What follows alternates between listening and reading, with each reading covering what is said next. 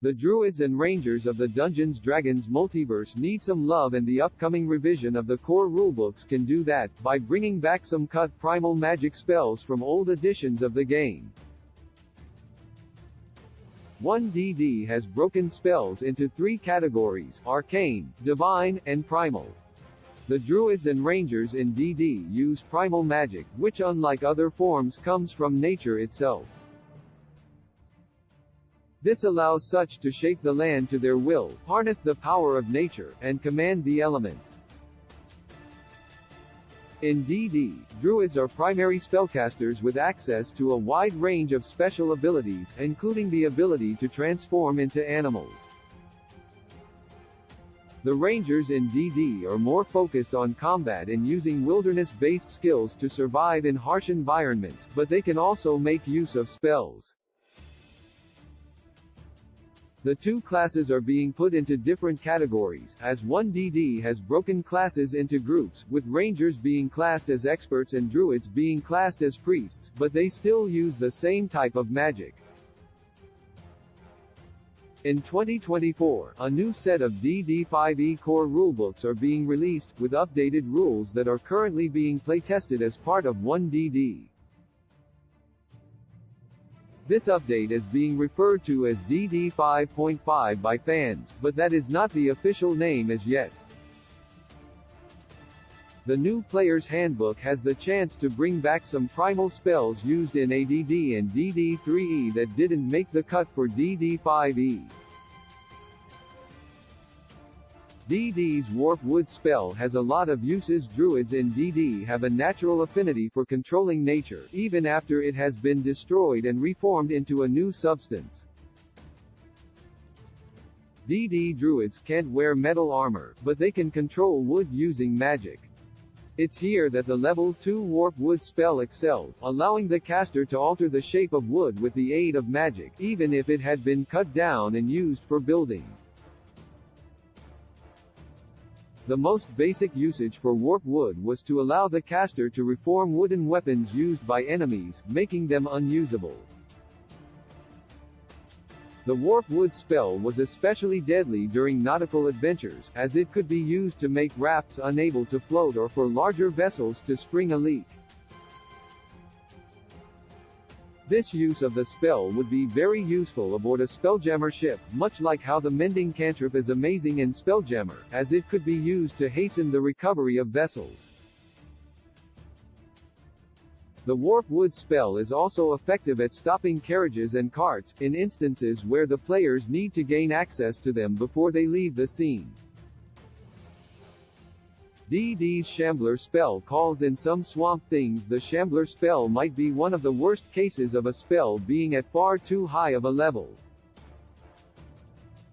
In DD3E, Shambler was a level 9 druid spell that let the caster summon 1d4+2 shambling mounds with 11 hit dice each. In this edition, shambling mounds had a challenge rating of 6, which meant that they were extremely underpowered as allies at this point in time, as this is the point in the game when the players are facing elder dragons. The only benefit that Shambler had over similar summoning spells was that it lasted for 7 days, allowing them to be effective bodyguards against low-level threats. The Shambler spell should return in DD5e as a lower-level druid spell, but it only summons 1 or 2 shambling mounds, and they can only be called on in a forest or similar natural setting, with the player able to call on more by raising the level. Shambling mounds have some great abilities and decent resistances, immunities, but summoning a group of them is nowhere near the same spell level as something like Storms of Vengeance or Wish, so it would need to be changed for a return to DD5e. DD's Fire Seeds were Druid Grenades. DD's Goodberry is one of the best spells in the game, as it creates magical berries that both heal and offer sustenance. The Fire Seed spell is the chaotic evil version of Goodberry, as it turns acorns into weapons of fiery destruction. When Fire Seeds is cast, it transforms up to 4 acorns into magical explosives, which can be thrown 100 feet and deal 1d6 damage per caster level in fire damage.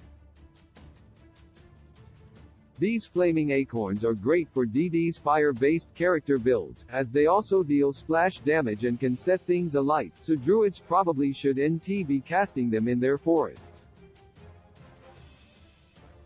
The other use of fire seeds involves turning up to 8 holly berries into landmines that explode on command, dealing 1d8 plus 1 damage per caster level.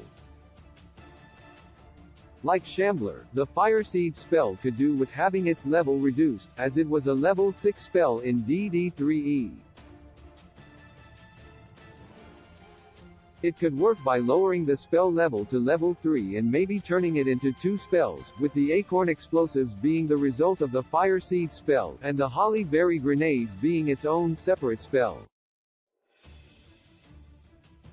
This would help flesh out the Druid's level 3 spell list, as the one in the player's handbook is lacking a good fire magic spell. DD's Change Staff was a Trent on Demand. The Trent, which are DD's legally distinct version of LOTR's Ent, are powerful monsters born of nature and are among the strongest allies available to Druids. In the old editions of DD, it was possible for a Druid to have a Trent-like creature with them at all times, with the aid of the Change Staff spell. A Druid who is able to cast the level 7 Change Staff spell can prepare a Quarterstaff, which is a process that takes around a month, so that when they speak a command word, the staff turns into a tree monster. It bears mentioning that the tree monster summoned by the Change Staff spell isn't a true Trent, as it lacks the animate tree's ability and has no personality to call its own.